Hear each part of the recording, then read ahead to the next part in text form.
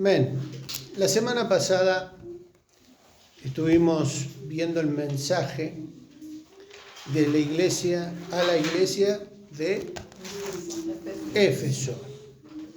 Habíamos comenzado a analizar el mensaje, a ver aquellas cosas que aparecen allí, lo que el Señor destaca, las cosas que Él saca a luz, y especialmente lo que se destaca de Éfeso es que el Señor le dice que había perdido algo. Había perdido, tengo contra ti, dice. Habíamos visto que la iglesia era una iglesia activa, que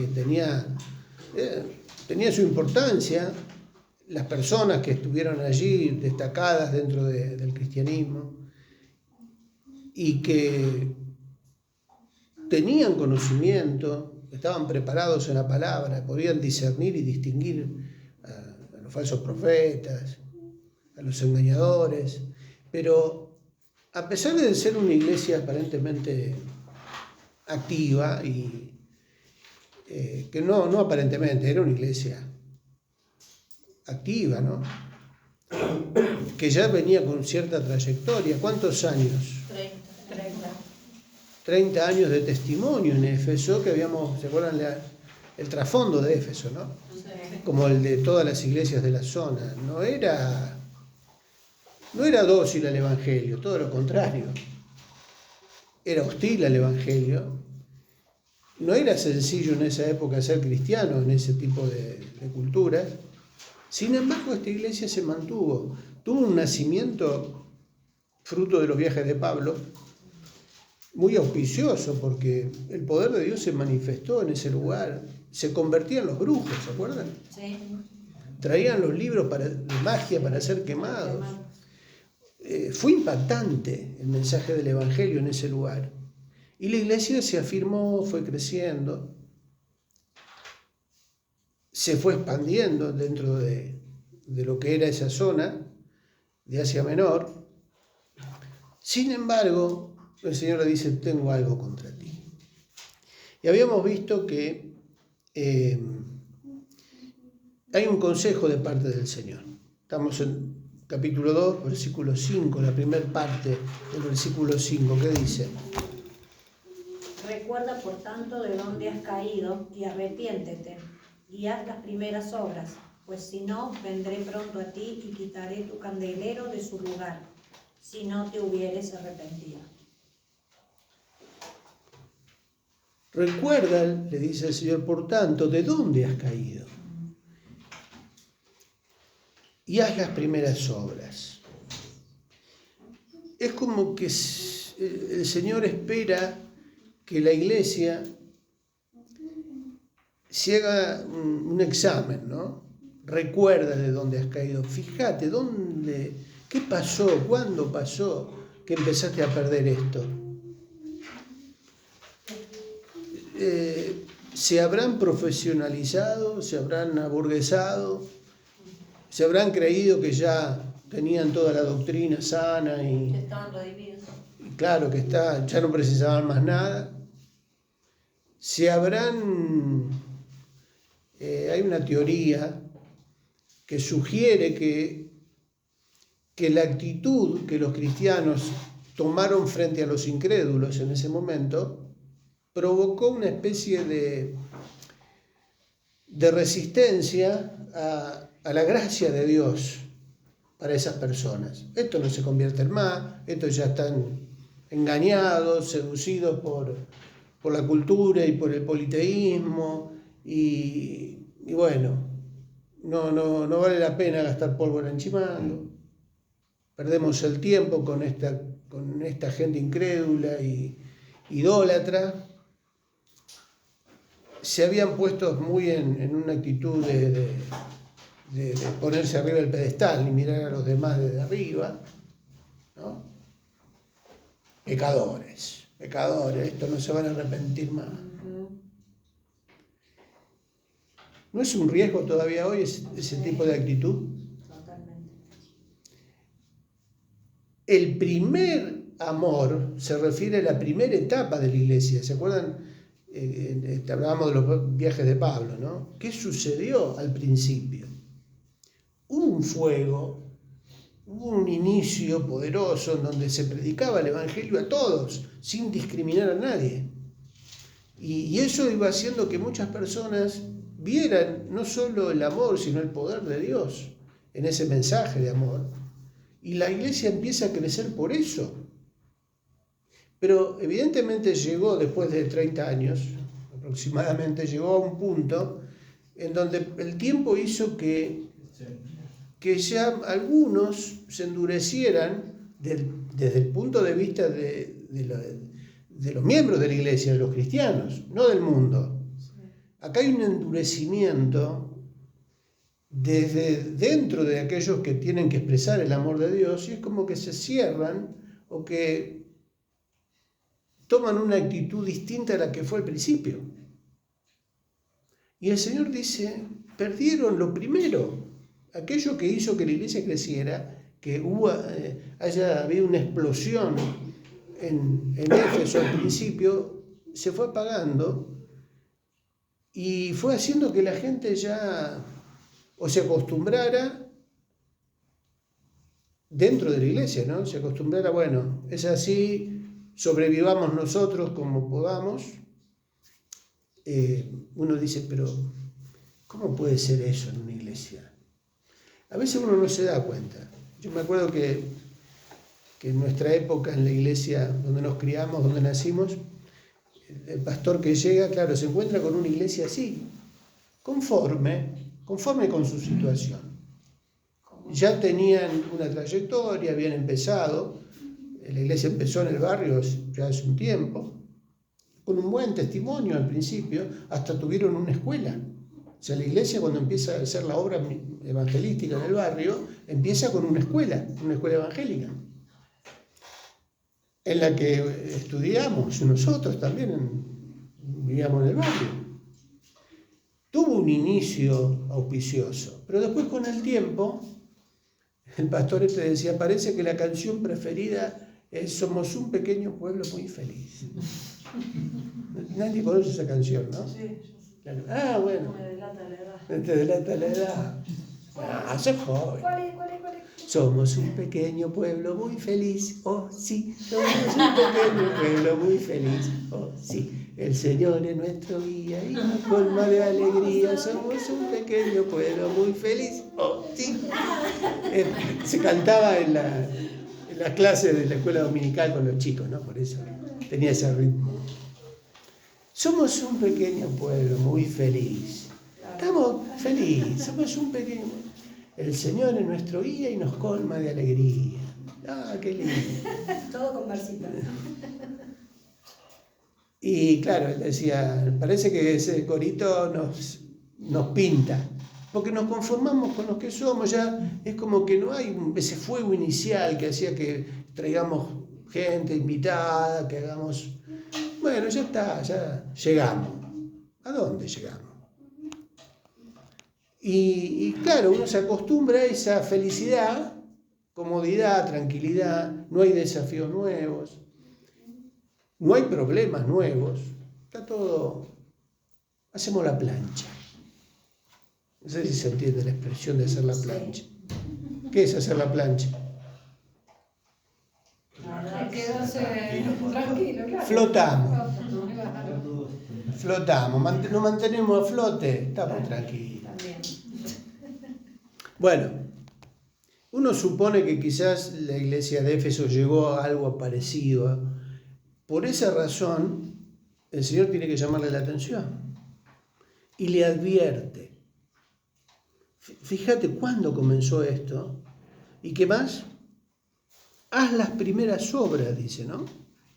Haz las primeras obras. Acordate de lo primero. Por eso uno puede deducir esto, porque ¿a qué apela el Señor? A que recuerden cómo comenzó la iglesia en Éfeso. Haz las primeras obras. ¿Cómo obraron al principio? Lo que dice Hechos 19, lo que acabamos de recordar. Cómo Pablo empieza la obra ahí, cómo la gente se va convirtiendo, cómo el Espíritu Santo se manifestaba de una manera sobrenatural. Había conversiones poderosas. Acuérdense de eso y y vuelvan a eso. Los desafía como a que retomen aquello que habían dejado en el comienzo.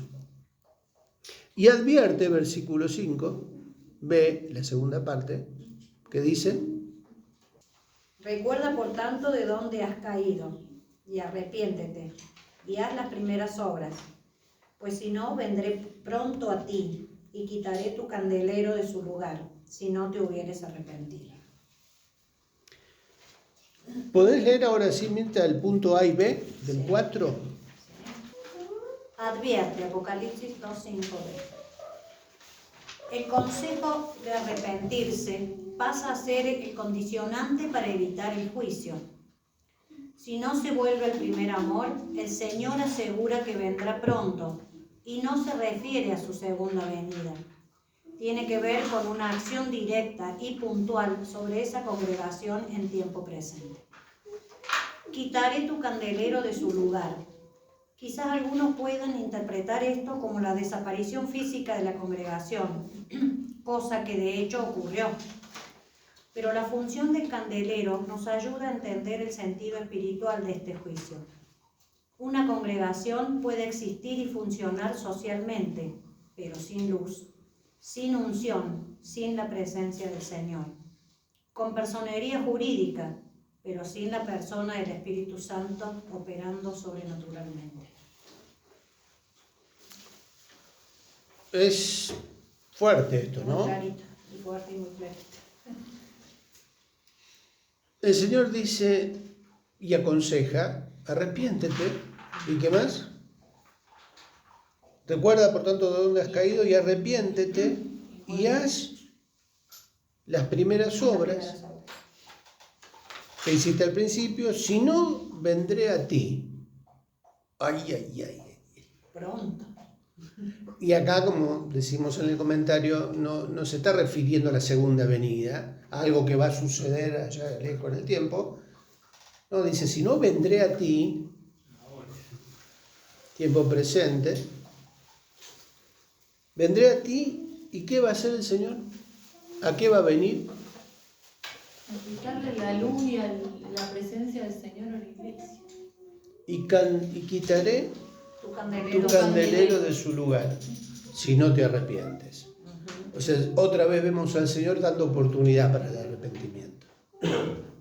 Pero si no hay arrepentimiento, si uno no se da cuenta y se conforma con su estado, con su situación cómoda, tranquila, siendo un pequeño pueblo muy feliz, ¿te gusta esto? Bueno, ahora, ¿cuál es el riesgo? Está bien, vos querés ser así, querés tener tu vida espiritual de esta manera.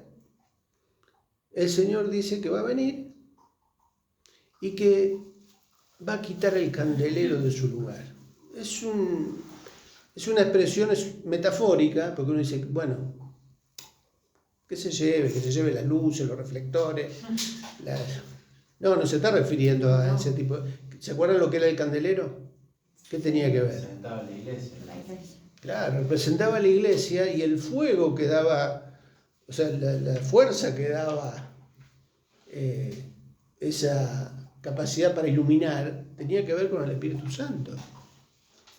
El fuego del Espíritu Santo que alimentaba la vida de la iglesia, o que alimenta la vida, el ministerio, el servicio, todo lo que forma parte de la vida espiritual de la congregación, iba a ser quitado. Ahora, eso no quiere decir que la iglesia sea destruida por un cataclismo, que se derrumbara el edificio, la congregación. No, podían seguir estando ahí, podían seguir existiendo, Sin luz. pero sin el Espíritu. Eso también puede pasar de manera individual, digamos. De manera individual, cuando uno se va enfriando y va dejando de Acuérdense que amor. Claro, acuérdense que hablamos al principio de eso, ¿no? Esto no se está refiriendo a un mensaje para el liderazgo de una congregación. Claro. Si bien en la introducción veíamos que justamente el Señor se dirige al ángel, escribe al ángel, ¿a quién se estaba refiriendo? A aquel que Dios puso, a esa autoridad que Dios puso para que dirija la iglesia, para que pastoree la congregación, pero también tiene que ver no solo tiene que ver con el liderazgo de la congregación, sí, es cierto, con los que están llevando a cabo el ministerio, pero solamente con ellos, con los pastores y los líderes. Todos. Acuérdense de lo que significa lo que el Espíritu dice a las iglesias. Y el que tiene oídos para oír, entonces ¿a quién se está refiriendo? A todos. A todos. Por eso es cierto. Es algo que los involucra también como individuos. Porque esta advertencia, repito, no es para el liderazgo, es para todos nosotros. Sigue siendo vigente para nosotros hoy como individuos. No podemos echarle la culpa a los pastores o a los líderes de una congregación. Si la congregación se está muriendo, es culpa de ustedes. Puede ser. Pero también nosotros somos responsables porque Dios nos da el Espíritu Santo para lo mismo. Para que alumbremos, para que nos diferenciemos del mundo que está en tinieblas. Y para que no perdamos aquello que Dios nos dio para que nosotros desarrollemos. Porque el Espíritu Santo tiene que ver en una congregación también con los dones que Dios da, que reparte para que sean desarrollados. El problema de Éfeso es que abandonó el desarrollo de su función principal y se fue enfriando, fue perdiendo ese primer amor. En lo individual nos pasa lo mismo, como decías vos. Podemos perder eso. No, que pensaba dentro mío. Que pienso que esto era como parte de un proceso que le pasaba en este caso a esta iglesia. Y que, según como lo veo yo, le puede y seguramente le pasa a todas las congregaciones, porque creo que es algo que le debe pasar a todos los creyentes. Si yo le pregunto a todos los creyentes que conozcan, digo, posiblemente el 100% me diga que hoy no está igual que cuando empezó a dar sus primeros pasos. Y es como que entonces en líneas generales siempre va a pasar esto en algún momento de una congregación. Exactamente. También hablábamos de eso, ¿no? No es que lo que le pasó a Éfeso en esa parte de la historia, sino que por eso el Señor dice, el que tiene oído oiga, porque esto que está pasando, hoy también puede seguir pasando, se puede seguir repitiendo esta situación, por eso tenemos que prestar atención. Cada vez que advertamos ese patrón, digamos, no quedarnos en esa. Digamos, cada vez que vemos eso, tratar de... Claro, es para nosotros también, hoy. Claro, sí. Por eso muchas veces oramos para no institucionalizarnos o adoptar estructuras religiosas. Claro, entonces, es cierto, tiene que ver con una congregación, con el estado de una congregación, pero también con un estado individual. Al principio fuimos una cosa, ¿no? Se manifestaban en nuestra propia vida cuestiones. Yo hoy digo, a mí me pasó esto. Claro. Es más, hoy te puedo decir lo estoy viviendo o padeciendo. No sé. Bueno. Porque quizás al principio le compartía a todo el mundo y ahora es más o menos como hablábamos hace un rato. Claro. Y yo recuerdo que también al principio había gente que venía. No hablo solamente, no hablo de acá, hablo de otros lugares, pero venían con todo ese fuego del primer amor y te pasaban por encima y que estaban allá, ¿viste? Disfrutando de una relación con Dios y no tenían vergüenza de nada. Y por ahí venía uno que le decían que tenía el ministerio del bombero, ¿viste? Porque te apagaba el fuego. Te apagaba el fuego. Y decía, no te hagas problema, ya te va a pasar. Oh, ¡qué aliento! Sí, divino. No me quería encontrar con ese hermano. Pero ¿por qué? Porque a veces es cierto, pasa el tiempo y nos pasa lo de Éfeso. Entonces el Señor vuelve y sigue diciendo, acordate cómo empezaste, acordate cómo fuiste al principio. No pierdas eso, retomá eso, volvé. No dejes que la religión o que las cosas de la vida te apaguen eso. Y por eso Dios nos da la oportunidad para que nos arrepintamos y volvamos, ¿no? Y dice que si no lo hacemos, el riesgo es que justamente cosechemos lo que sembramos. Porque, ¿qué va a pasar? El Espíritu Santo se entristece porque nosotros lo limitamos. No es que Dios de golpe así va a hacer que suceda algo para que la iglesia deje de existir. No, puede seguir existiendo. De hecho, hay congregaciones que sobreviven en la historia y que lamentablemente perdieron ese fuego espiritual del comienzo y hoy son asociaciones civiles sin fines de lucro. Como dicho en criollo, pierde la chispa. Claro, Como dice acá, con personería jurídica, pero sin la persona del Espíritu Santo. claro. En ese momento estábamos tramitando el tema de la personería jurídica, ¿no? Y era como que pareciera que el respaldo jurídico sea lo más importante para que una iglesia funcione o una institución funcione. Y bueno, podemos conseguir eso, podemos tener respaldo jurídico, podemos funcionar como funciona un club, pero la iglesia no es un club social. Podemos juntarnos, venir a cantar, hacer domingos comunitarios, jugar al fútbol, no sé, tener una vida social, una vida de relación, de juntarnos, de hacernos amigos, pero está bien, forma parte de la vida de la iglesia. Pero si ese es el objetivo y nos conformamos con llegar a ese nivel, le estamos ahorrando el bicachazo, como se dice en Entre Ríos, en el litoral. ¿En Buenos Aires? En Buenos Aires. Bueno, o sea, nos estamos equivocando. No nos podemos conformar con eso porque la iglesia no fue diseñada para eso. Sí, se dan este tipo de relaciones y está bueno que suceda porque forma parte de lo que es el cuerpo de Cristo. Pero acá el Señor cuando dice, mira que voy a quitar esto porque en realidad vos lo estás abandonando, lo estás sacando, te estás conformando con otra cosa. Por eso digo, hay iglesias que pueden funcionar y tener el cartel de iglesia, pero que espiritualmente no prosperan, no crecen, no se desarrollan. No hay gente que viene a conocer de Cristo, sino que por ahí vienen a pasar un tiempo con otras personas que son macanudas, son buenas, y que está lindo ganar amigos ahí. Invitamos a la iglesia a la gente para eso, y no hay mensaje de salvación, sino hay un mensaje de vení que acá la vas a pasar bien. Ese no es el Evangelio. La buena noticia que nosotros tenemos que dar es que Jesús murió por nosotros para hacernos nuevas criaturas, para no seguir siendo los mismos y conformarnos con una determinada vida social. Que muchas veces por ahí, cuando se predica el mensaje elemental y fundamental del Evangelio, pienso que por ahí muchas personas lo toman como que, bueno, pero eso es la leche y no es el alimento sólido. Entonces que por ese pensamiento por ahí se buscan cosas más elevadas y para el que recién llega o el que se está caminando sus primeros pasos es como que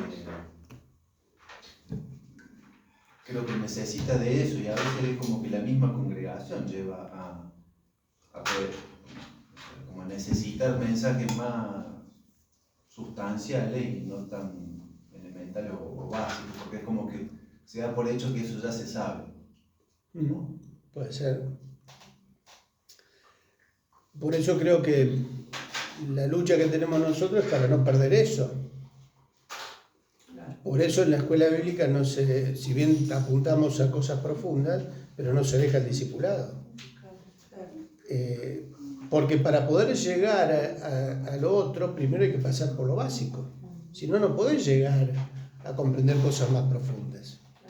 En la Biblia se nos enseña a desear como niños recién nacidos la leche espiritual no adulterada, ¿no? Sí, así es. Pedro, tenemos que desear y empezar a tomar la leche espiritual. Pero también en la Biblia se llama la atención a aquellos que se conforman con la lechita espiritual, debiendo ser ya maestros, todavía necesito. les tengo que decir cosas importantes, dice, ¿no? Pero no se las puedo decir porque se quedaron con la leche. A esta altura necesitan alimento sólido, pero no se los puedo dar, dice el autor de Hebreos, porque todavía están con la lechita, se estancaron ahí, se conformaron con la lechita y necesitan alimento sólido, y también eso es un problema.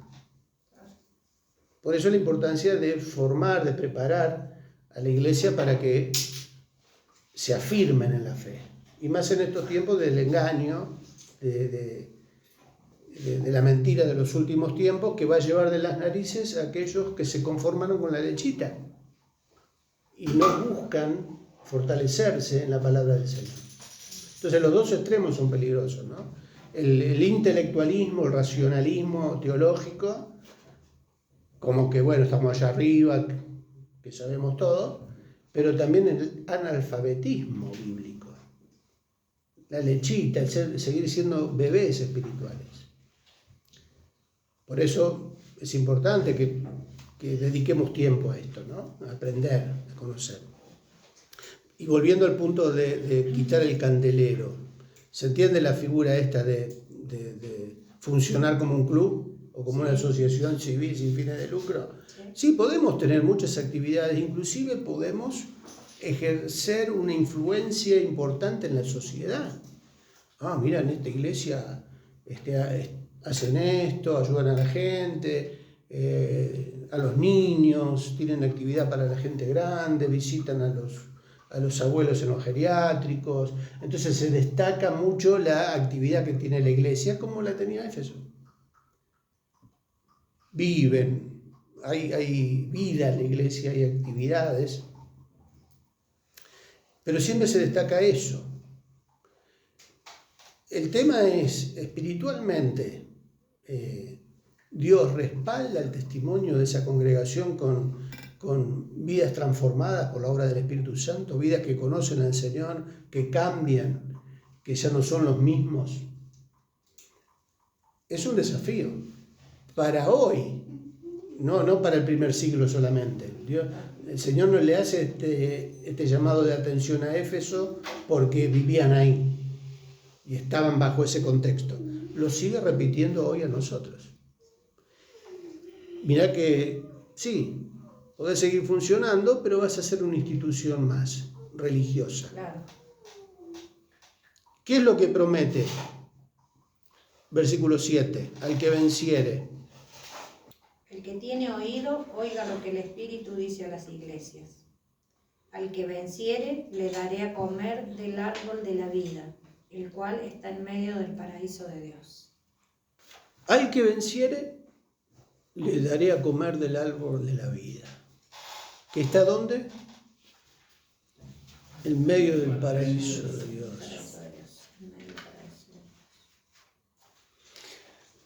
Con este versículo tendríamos que tener otra clase, por el trasfondo que tiene en cuanto a lo que era la cultura y la religión de la época. ¿Se acuerdan que hablamos de ese trasfondo?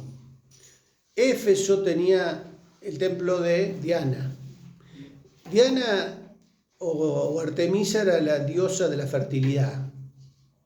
Y se dice que la diosa de la fertilidad, que habían descubierto en ese lugar una escultura de la diosa de la fertilidad en el tronco de un árbol. Se había tallado la figura de Diana o de Artemisa, como la imagen que habíamos visto al principio, ¿se acuerdan? Tallada en un árbol, en el tronco de un árbol que se creía que ese era el árbol de la vida. ¿Escucharon hablar del árbol de la vida? Sí. ¿Vieron billutería con el árbol de la vida? Sí. ¿Qué le dicen el árbol de la vida? Un montón. ¿Qué? Hay muchas. Un arbolito con muchos frutos, ¿no? Un arbolito frondoso con frutas, ¿no? Un árbol que produce, el árbol de la vida. Es un símbolo de la fertilidad. Pero eso tiene un origen en la antigua Babilonia y más allá también. Era algo que se lo adoraba como la fuente de la vida, ¿no? Y eso era lo más importante, lo que era merecedor de ser adorado, ¿no? Merecía adoración. Y de ahí, de ese árbol de la vida, aparece Diana. Por lo tanto, en ese contexto, hablar del árbol de la vida era algo que ellos no desconocían, pero se lo asociaba a algo que no es Dios. Pero se les rendía culto como algo divino. Entonces, ¿qué pasaba? O sea, había una hibridación, había una mezcla. O sea, mezclaban el mensaje de la buena noticia y del Evangelio con la vida abundante. La vida, qué bueno, el árbol de la vida. Y se le rendía culto también al árbol de la vida. Y que el origen, ellos sabían cuál era el origen. Ahora, ¿qué hace Jesús en este último versículo? Es como que desbarata ese argumento y pone algo superador. Porque ¿qué dice él? Que está en el paraíso de Dios. O sea, El origen del árbol de la vida, por eso digo, hay toda una información, no está en Sumeria, no está en Babilonia. Ellos pensaban que era ese el lugar. De alguna manera, el Edén estaba en la Mesopotamia asiática, cerca de Babilonia, podríamos decir. Pero acá el Señor habla de que al vencedor le daré a comer del árbol de la vida que está en el paraíso ¿de quién? De Dios. De Dios. Entonces, acá, ¿qué es lo que hace el Señor? Apela al texto bíblico, al texto del Antiguo Testamento donde se relata el origen de la vida. Y desplaza, le quita valor y autoridad a lo que ellos conocían para poner el relato del Edén. El origen de la vida es Dios. No es Artemisa, no es Diana. La vida y la fertilidad y la prosperidad que está en Dios es distinto. No tiene nada que ver con eso. Forma parte de otra historia que supera a lo que ellos conocían en ese momento. O sea, que le daré a comer el verdadero alimento de Dios. Exactamente. La verdadera vida no viene de Diana. El desarrollo, la prosperidad, el crecimiento, todo lo bueno que viene de Dios no tiene nada que ver con otra cosa. No tiene nada que ver con Diana ni con lo que ellos pensaban. Es algo mucho más importante y mucho más grande. Por eso el Señor promete eso: al que venciere van a tener algo mejor que lo que ellos piensan o creen o creían hasta ese momento. ¿Terminamos leyendo lo que falta? Bueno, lo que acabamos de decir un poco ahora. Punto 5. Promete al que... ¿Eso lo leímos? No, leímos el 4. Vamos al 5 entonces. por alguna razón el Señor especifica dónde se encuentra el verdadero árbol de la vida. Se cree que la imagen de Artemisa, Diana, en el templo de Éfeso, fue tallada originalmente sobre el tronco de un árbol. El culto a Diana estaba relacionado con la fertilidad y con el árbol de la vida de origen babilónico. La vida eterna que Dios ofrece está relacionada con la obra de Cristo en la cruz. Los que vencen tienen que ver, por un lado, con aquellos que por fe aceptaron el sacrificio de Cristo confesando sus pecados, obteniendo así la esperanza de vida eterna. Y por otro lado, con aquellos que dieron cuenta de dónde han caído y vuelven al primer amor. Seguimos con la conclusión. Punto C. Es evidente que la situación espiritual de la iglesia de Éfeso en tiempos de Juan no fue la misma que en sus comienzos en tiempos de Pablo. Una brecha de más de 30 años los separa. De alguna manera habla bien de una iglesia que ha perseverado, ha luchado arduamente, ha tenido paciencia, ha buscado la santidad, etc. Pero por otra parte es reprendida por el Señor porque dejó lo más importante. ¿De qué sirve una iglesia sin amor? Es cuestión de tiempo para que su luz se apague, salvo que se arrepienta para recuperar la vida y el poder de sus orígenes. Hechos 19:17. Y esto fue notorio a todos los que habitaban en Éfeso, así judíos como griegos. Y tuvieron temor todos ellos, y era magnificado el nombre del Señor Jesús. Así crecía y prevalecía poderosamente la palabra del Señor. Hechos 19:20. En la conclusión, cerramos con Éfeso esta reflexión. Estamos en el mismo riesgo que Éfeso, pero también con la misma oportunidad de arrepentirnos, de pensar, reflexionar, si hemos perdido eso, en dónde lo perdimos, y corregir, recuperar lo que se perdió, volver a buscar del Espíritu Santo la guía, el poder para retomar lo que fue al principio en nuestra vida, toda esa fuerza que hablábamos que teníamos al principio, no dejar que el enemigo nos robe eso, que la religión nos achanche, nos aburguese, nos conforme con el lugar a donde llegamos. Estamos bien, somos un pequeño pueblo muy feliz. No, hay más. Dios puede hacer cosas mucho más sorprendentes para nosotros si dejamos que justamente Él nos guíe, nos ayude a seguir adelante buscando lo que Él tiene para nosotros. No nos conformemos con hasta donde llegamos. Quizás ese fue el problema de Éfeso, ¿no? Y hay tanta gente a la vuelta que necesita conocer el amor de Dios. Y si nosotros hemos recibido el amor de Dios, hemos conocido ese amor, ¿qué mejor que nosotros para dar testimonio de que Dios nos ama y tiene poder? Así crecía, dice, ¿no? Y prevalecía poderosamente la palabra del Señor. ¿Oramos? Gracias, Señor, por tu palabra. Gracias por el Espíritu Santo, Señor, que nos ayuda. Y gracias, Señor, por Ricardo que preparó. Te pedimos, Señor, que perdones nuestros pecados y que podamos prestar atención, examinarnos, Señor, que podamos tener siempre esta actitud de ver en qué estamos pensando para poder corregir nuestros pasos y poder bendecir a la iglesia en donde estamos, Señor, y que podamos corregir, Señor, el camino por el que andamos, Señor. Gracias por todo lo que nos das, porque sos bueno, porque nos enseñás, porque podemos disfrutar de tu palabra, Señor. Y te pedimos que nos acompañes cuando volvamos a casa, Señor.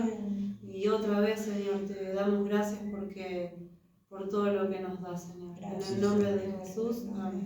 Amén. Amén.